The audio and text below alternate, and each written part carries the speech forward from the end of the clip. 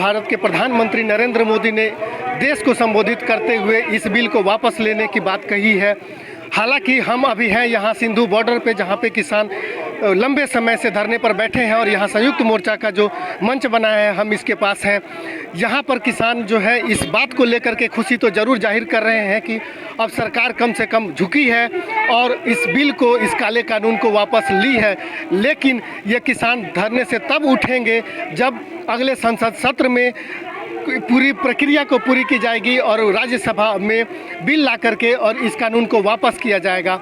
हालांकि घोषणा के बाद से यहाँ पर एक दूसरे को बधाई देने का भी सिलसिला जारी है। आम आदमी पार्टी के कई विधायक यहाँ पहुँच चुके हैं। उन लोगों ने आकर के और इन किसानों को बधाई दी है और ये आश्वासन दिया है कि ये उम्मीद जताई जानी चाहिए कि अगले सत्र में जो है इस बिल को पूरी तरीके से वापस लेने की प्रक्रिया पूरी की जाएगी। आम आदमी पार्टी के सैकड़ों कार्यकर्ता यहाँ पहुँच रहे हैं, लगातार कई विधायक पहुँच रहे हैं। साथ ही यहाँ जो किसान हैं वो भी इस बात की उम्मीद जरूर जताए हुए हैं कि अब जो एमएसपी है उसको भी सरकार मान लेगी और एमएसपी को लेकर के भी जो किसानों की मांग थी उसको मान लेगी और जो फसल का जो मूल्य है उसको भी मानेगी और उसको लागू करेगी। प्रधानमंत्री की घोषणा के बाद यहाँ सिंधु बॉर्डर पे आम आदमी पार्टी के कई कार्यकर्ता, उसमें महिला कार्यकर्ताएं भी हैं जो यहाँ पर किसानों को बधाई देने के लिए और इस खुशी में शामिल होने के लिए आई है। हम बात करते हैं, क्या कहेंगी जिस तरीके से लंबे समय के बाद आज जो है प्रधानमंत्री झुकते हुए, माफ़ी मांगते हुए किसान बिल वापस लिया? सबसे पहले तो आप सभी को नमस्कार और गुरु पर्व की बहुत बहुत शुभकामनाएं। उसके साथ ही एक खुशी जो किसान आंदोलन की जीत के रूप में शुरुआत जो हुई है, और जहां तक बात है आप बता रहे हैं कि किसान के आगे मोदी जी ने जो देश के प्रधानमंत्री है झुककर माफ़ी मांगी है, ये बहुत पहले हो जाना चाहिए था। अगर वो पहले जग जाते तो शायद इतने सारे किसानों की, इतने सारे युवाओं की जो बलिदान यहाँ आकर हुआ, उनके परिवारों को जो अपने घर के एक मेन सदस्य को खोना पड़ा, वो नहीं होता। क्योंकि जीत तो उस दिन भी निश्चित थी किसान की, क्योंकि देश का अन्नदाता है और मोदी जी का पाला इस बार किसी पार्टी या राजनीतिक दल से नहीं पड़ा। इनका जो मुकाबला है इस बार देश के अन्नदाता है, जिस पर देश टिका हुआ है। हमारा देश का अन्नदाता विजयी था, विजयी है और विजयी रहेगा। जहां तक बात है इस फैसले की, तो ये किसानों की जीत है, लेकिन पूर्णतः जीत किसान की उस दिन होगी जब ये झूठ का जुमला ना बोलते हुए पार्लियामेंट में इसको पारित करेंगे कि 3 काले कानून हम रद्द कर रहे हैं। आज का कहने का कोई बड़ी जीत हम नहीं मान के चल रहे, क्योंकि ये सिर्फ एक जुमला भी हो सकता है। इन्होंने काफी झूठ बोले हैं, पहले 15 लाख का भी बोला था, फिर बुलेट ट्रेन का भी बोला था, सारा भारत पूरा सिंगापुर बन जाएगा ये तक कहा था। तो ये सारी चीजें बोलने की नहीं, लिखित में होती हैं। और ये बहुत महत्वपूर्ण फैसला है कि ये किसान के हक में उस दिन पूर्णतः मानेंगे जब पार्लियामेंट में वो पारित करेंगे इसको। इससे पहले देश का किसान, अगर मोदी जी सोचते हैं कि अपना कैमरा उठा के और वो बोल देंगे कुछ भी और किसान यहाँ से खुश होकर चला जाएगा, ऐसा कुछ नहीं है। हम यहाँ काफी सारे किसानों से बात हुई है और किसानों के साथ हमारा पूर्णतः समर्थन है। किसानों का कहना है कि हमें जुमलेबाज की सरकार का जवाब नहीं चाहिए, हमें लिखित में गारंटी चाहिए, पूरी तरह गारंटी चाहिए। क्योंकि जो है खेती के 3 काले कानून है, इनको रद्द करने का सीधा सीधा मतलब है हमारे बच्चों के लिए खेती का बचना। आज हमारे लिए खेती उतनी जरूरी है जितना आने वाले भविष्य के लिए जरूरी है। तो पूर्णतः जीत उसी दिन होगी जब ये पार्लियामेंट में पारित होगा, और सच्चाई की जीत भी हम उसी दिन मानेंगे। आज हम बुजुर्गों को, किसानों को शुभकामनाएं इसलिए दे रहे हैं कि उनका जो संघर्ष था, क्योंकि सर्दी, गर्मी, बारिश, बहुत मौसम की मार किसान ने झेल ली है। कई बार हमने देखा यहाँ करंट लग के, बिजली पड़ के कई किसानों की मौत हो गई थी, कई किसानों का बलिदान हुआ है। कि मोदी जी का पाला उनके बाप से पड़ा। अब की बार छोटे मोटे राजनीतिक दल से नहीं कि झूठे साथ से इल्जाम लगा के आप साइड कर दोगे, चुनाव जीत जाओगे। और देश का अन्नदाता विजयी है, विजयी था। सरकार, केंद्र सरकार झुकी है और ये पहली बार है जब केंद्र सरकार इतने बड़े जन आंदोलन के साथ झुकी है पिछले 7 सालों में। क्या कहेंगे? जबरदस्त समर्थन रहा आप लोगों का भी और पूरे देश के किसानों का। देखिए, किसान अपने हक की लड़ाई के लिए सड़कों के ऊपर बैठे थे। आज पूरा 1 साल होने को आ गया है। आज 1 साल के बाद भी प्रधानमंत्री जी की आंखें खुली है तो भी अच्छी बात है। लोग अपना हक लेके रहेंगे। ये दमनकारी नीतियाँ कभी नहीं चलेंगी। यहाँ पर 750 किसान उजड़ गए हैं, जिनके घर बर्बाद हुए हैं, यहाँ पर शहादत दी है। तो उन परिवारों को नौकरी भी मिलनी चाहिए। कृषि पराली कानून भी लागू होने चाहिए, उनको मुआवजे मिलने चाहिए ताकि उन फसलों को आज जो पराली जलानी पड़ती है उसको न जलाएं।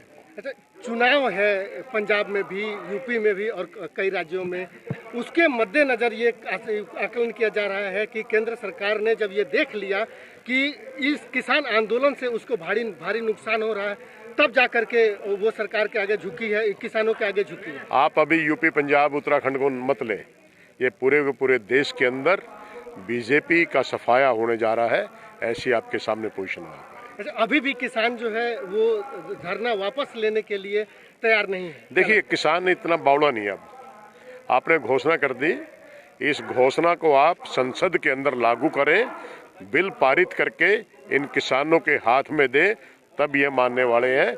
इनकी घोषणाएं तो पहले जैसे कांग्रेस करती थी वैसे इनकी। एमएसपी का जो सबसे बड़ा मुद्दा है वो इनको चाहिए और संसद के अंदर पास चाहिए। ठीक है, जिस तरीके से पहली बार सरकार जो है किसानों के दबाव में पीछे झुकी है, आप लोगों ने जबरदस्त समर्थन किया। देखिए, झुकी है दुनिया, झुकाने वाला चाहिए, और वही करके दिखाया है किसान भाइयों ने। और ये आंदोलन धर्म से ऊपर उठ के आंदोलन चला था, मानवता के लिए एक आंदोलन हुआ था, अपने हक की लड़ाई के लिए आंदोलन हुआ था। और एक ही बात कहना चाहूँगा कि श्री राम की धरा का हूँ तो कहो संघर्षों तुमसे डरूंगा क्या। किसानों ने संघर्ष किया, अपना हक लिया, और आज भी हक पूरा नहीं मिला है और मिलेगा हक। 19 तारीख को जो शीतकालीन सत्र आ रहा है उसमें तीनों काले कानून वापसी किए जाएंगे, और जो शहादत इन लोगों ने दी है, जो 750 किसानों ने अपनी जान की आहुति दी है, वो आहुति निरर्थ नहीं जाएगी। सभी काले कानून वापसी होंगे और लोकतंत्र की एक बार फिर से जीत होगी, और जो एक कूटनीति, जो एक रूढ़िवादी सोच काबिज की गई थी, वो खत्म होगी। बहुत बहुत धन्यवाद। खुशी मना रहे हैं आप? जी।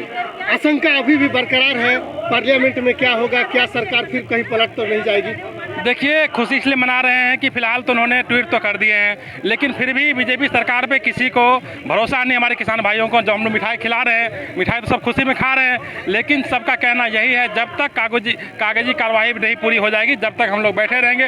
हम लोग शुरू से किसान के साथ थे, साथ हैं, साथ रहेंगे। शुरू से हम लोग बराबर आते हैं, इन लोगों से हालचाल लेते हैं, मिलते हैं, जुलते हैं। और आज भी जब हमें ये सुबह खबर मिली तो हम लोग सुबह मिठाई लेके और सुबह से ही बांट रहे हैं कि आप लोग कम से कम तसल्ली तो हुई कि हाँ भाई, ये कानून पास हो गया है। लेकिन जब तक कानून कार्रवाई पास नहीं होगी, जब तक सभी किसान भाई बैठेंगे, तो हम लोग समर्थन में खड़े हैं 24 घंटे। जी ठीक। देखो, मैं इसको ये कहूँगा कि ये एक जो हठधर्मी थी, ये उसकी हार हुई है। ये किसी व्यक्तिगत हार नहीं है। कोई भी इंसान जो हठधर्मी के साथ किसी भी कानून को किसी विशेष समुदाय के ऊपर या किसानों के ऊपर थोपना चाह रहे थे, ये उस चीज़ की हार है। किसानों ने अपनी जो बातें रखी थी, अपनी जो मांग रखी थी, उस मांग को अगर मोदी सरकार उसी वक्त मांग लेती तो आज जो 700 से ज़्यादा किसान जो हैं शहीद हुए हैं, उनकी शहादत को बचाया जा सकता था। लेकिन सरकार की हठधर्मी ने उन परिवारों का नुकसान किया है जिनके परिवारों के सदस्यों ने इस आंदोलन में जान दिया। लेकिन मुझे आज एक बात की खुशी है कि गुरु नानक देव जी का प्रकाश पर्व, जिसको याद रखा जाएगा आज ऐतिहासिक दिवस के रूप में, क्योंकि गुरु नानक देव जी ने हमें जो शिक्षा दी थी, जो संदेश दिया था, वो था नाम जपने का, कि गुरु साहब का, परमात्मा का नाम जपो। नाम जपने के बाद में किर्त करो, किर्त करना, काम करना। और ये किसान परिवार जहां हम खड़े हैं, सारे किर्त करने वाले लोग थे। और फिर तीसरा संविधान सिद्धांत तो जो था उसको था वंड के छकना। तो किसानों ने यहाँ वंड के छकने का भी जो अपने गुरुओं का संदेश था उसको भी निभाया। किस प्रकार से लोगों ने यहाँ अपनी सेवाएं दी हैं। सरकार ने आज लंबे समय के बाद जो है इसको वापस लिया है, क्या यह राजनीतिक कारण ही माना जाए इसको?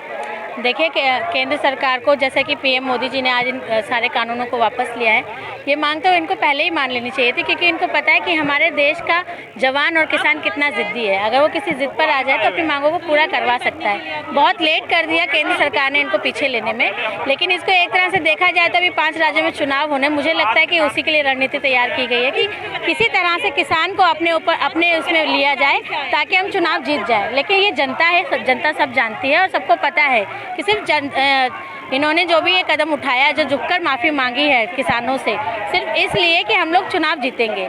लेकिन किसान और जनता सब कुछ बहुत अच्छे से जान चुकी है कि अब हमको मोदी सरकार को उखाड़ कर फेंकना है पूरे भारत से, क्योंकि ये जब तक रहेंगे तब तक ना तो जनता खुश रहेगी, ना किसान, ना हमारे आर्मी के जवान।